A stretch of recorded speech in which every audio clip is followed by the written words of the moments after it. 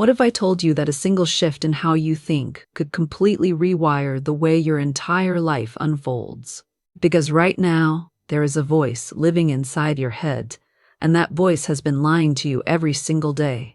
It shows up before your alarm even stops ringing, before your feet hit the floor, before you have done a single thing wrong today. It has already started its morning broadcast. Remember that dream you chased last year? Crashed and burned. That relationship? Total wreckage. That business idea, that audition, that speech you rehearsed in the mirror for an hour and completely fell apart during the real moment? Yes, that voice. The one that has crowned itself the permanent record keeper of every single moment life did not go your way. And today, we are shutting it down. We are handing it a termination letter, a cardboard box, and walking it straight out of your life. Because I need you to hear this with everything you have got. Everything, and I mean everything, always works out. Not occasionally. Not when you have earned it. Not when the stars cooperate and the universe feels generous. Always.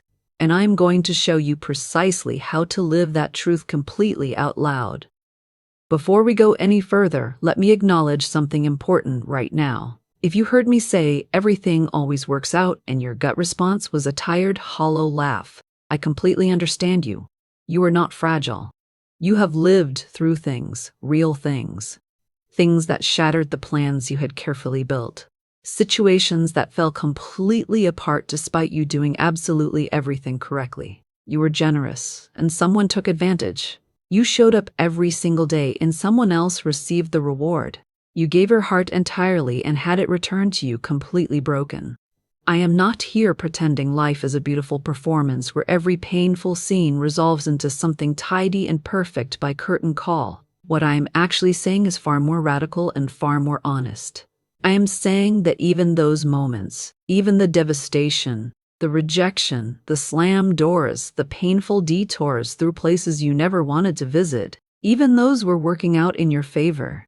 You simply could not yet see the entire picture unfolding. And that is precisely what we are diving into today. Here is the real challenge. Here is why so many gifted, driven, genuinely good-hearted people are moving through this world bone-tired and silently afraid. It is not missing talent. It is not unfortunate luck, though I absolutely understand why it can feel exactly that way. The actual problem is this. Most of us have been carefully and completely trained over time to anticipate failure before anything even begins.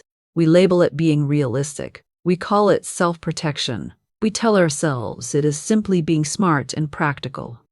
But what it truly is, and I really need you to absorb this fully, is a habit. A deeply carved groove running straight through your thinking patterns. A reflex, and like every reflex, it fires before you consciously decide to allow it. Someone extends an exciting opportunity your way, and before excitement can even fully form inside your chest, the voice has already cataloged 17 reasons it will collapse. You connect with someone genuinely wonderful, and before the first conversation is finished, you are already emotionally preparing yourself for the inevitable letdown. You set a bold goal, and somewhere between the moment of setting it and lying down that evening, you have already mentally rehearsed the failure and quietly begun mourning it. And the thing that should make us all sit straight up, the thing that genuinely matters here, is that this habit never actually protects you from painful outcomes. It actively manufactures them instead. Here is a simple framework for understanding what is actually happening. I promise this requires no complicated diagram or advanced academic training whatsoever. The creative intelligence governing all of life operates precisely like the most patient, most powerful, most literal-minded creative partner you have ever encountered. It does not process your words. It reads your frequency. It responds to the deep and sustained emotional energy living underneath your thoughts. And here is the truth about anxiety, about dread, about constantly bracing yourself against coming disaster. It is not harmless.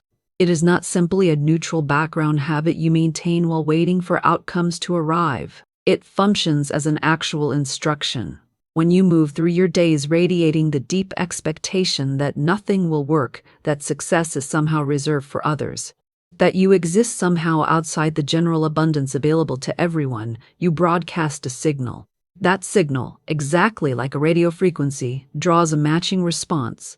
You receive more confirmation of your belief. Not because any force is working against you, but because the universe is extraordinarily precise at its function, and its function is confirming whatever you genuinely believe at your deepest level. Now think carefully about someone you have personally encountered, and I know you have encountered this person. You may have even found them quietly infuriating. This person, who simply seems to land upright every single time life shakes the ground, plans collapse, and somehow something more valuable steps in to replace them. They get rejected from one position, and within weeks they have secured something far better. They lose something significant and somehow locate something worth far more. Life just continuously arranges itself beautifully around them, and we observe these people and we dismiss them as simply lucky. But look more carefully at the details. Listen closely to how they describe their own experience. Watch their face the moment they hit a real obstacle. They do not collapse into catastrophe. They do not spiral into darkness. They shrug with a kind of deeply maddening calm and say, "Oh, I am sure it will sort itself out completely." And then, infuriatingly, it absolutely does. That is not luck operating in their favor. That is alignment. That is what becomes possible when your expectation and your lived reality begin moving together in the very same direction. This is where I want to share something that has genuinely transformed how I move through every single day. It is a practice, and I mean practice deliberately, the way an athlete builds strength over consistent time, not a feeling you passively wait to arrive. The active daily practice of behaving as though everything always works out, not performed happiness. Not that hollow positivity where you paste a bright smile over genuine pain and call it spiritual strength. I am describing a deliberate, intentional daily decision to position yourself towards your desired outcome as though it is already moving toward you. As though the universe has received your request and is currently gathering everything required.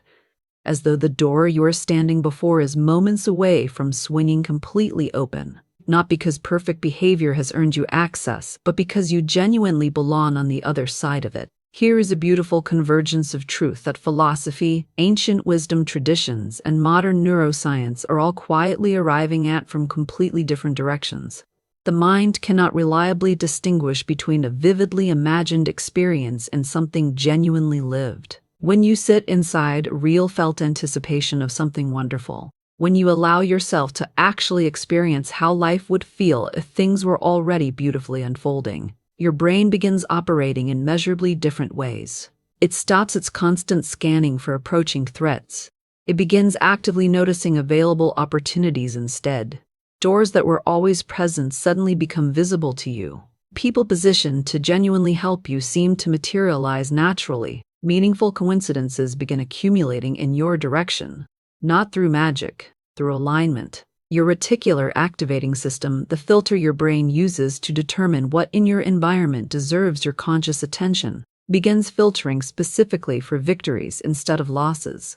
And the world, which has always contained both equally, begins looking completely transformed to your eyes. The declaration I want you to carry forward from this message, like a genuine talisman that actually produces results, is simply this. I choose to believe that everything always works out for me. Not I hope. Not I will attempt more positive thinking. I choose. Because choosing is an expression of genuine personal power. Hoping is passive waiting. Wishing is passive longing. Choosing is a declaration of intention.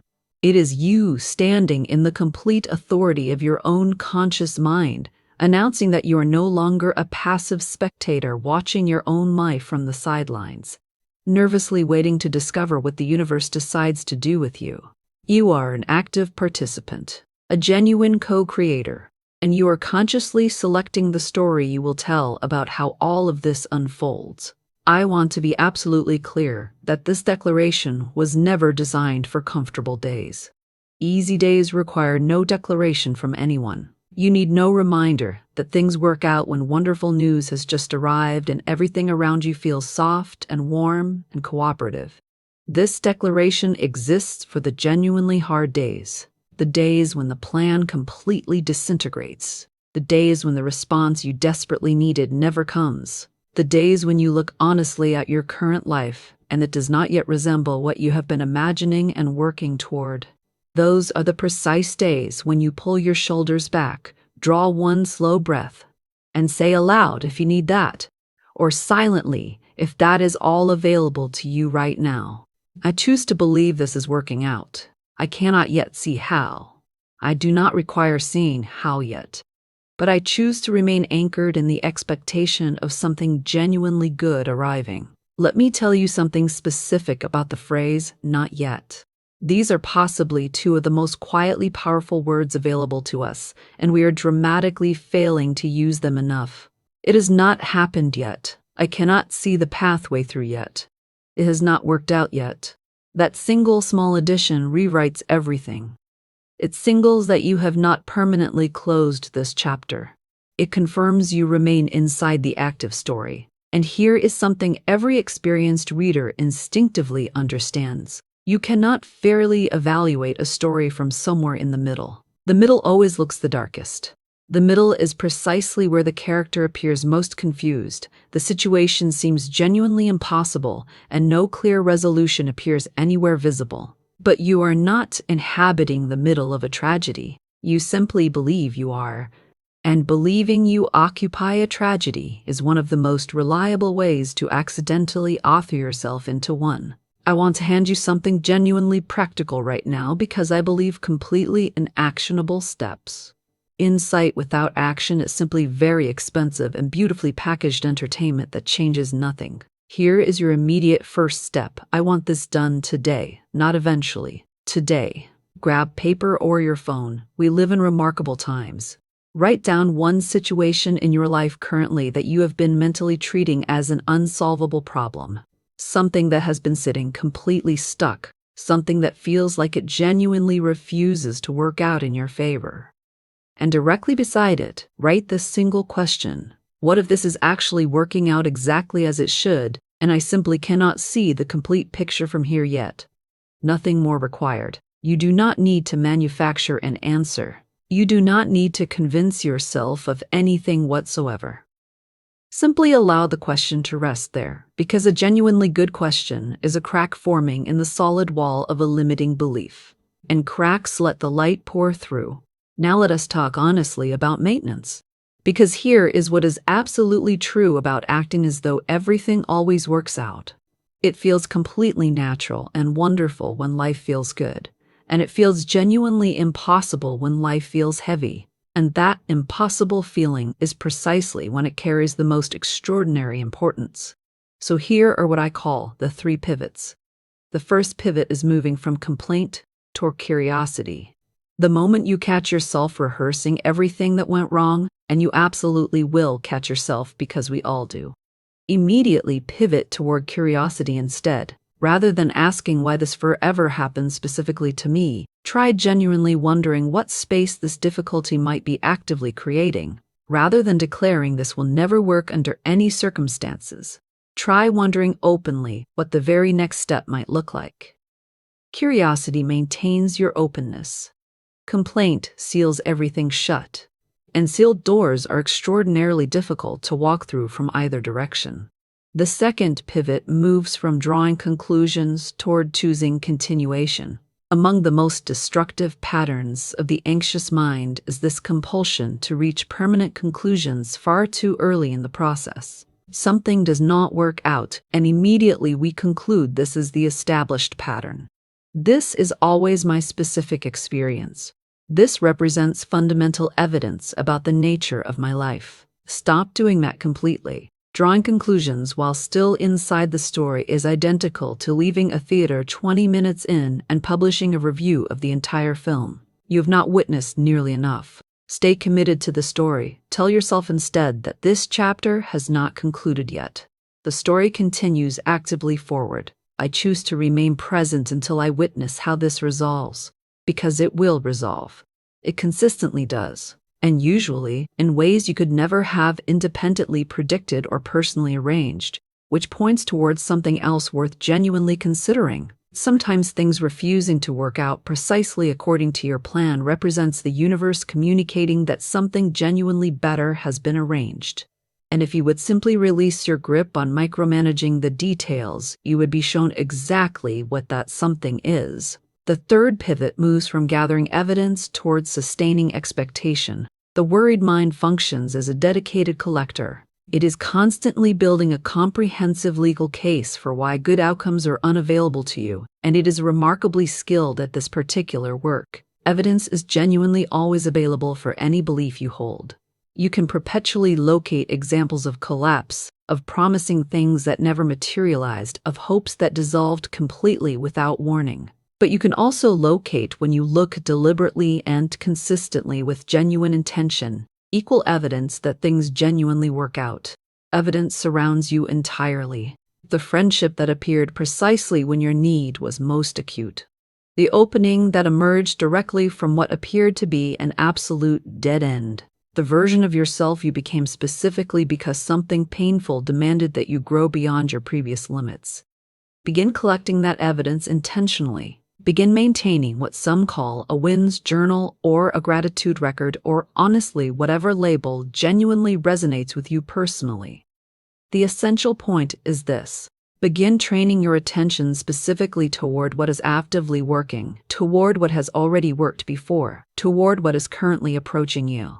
Because expectation functions as a genuine magnet. What you sincerely anticipate, you naturally move toward. And what you consistently move toward, you reliably discover waiting there. I want to address faith directly now, because I believe faith carries an unfair and limiting reputation in our culture. People frequently assume faith means accepting something as true without any supporting evidence whatsoever.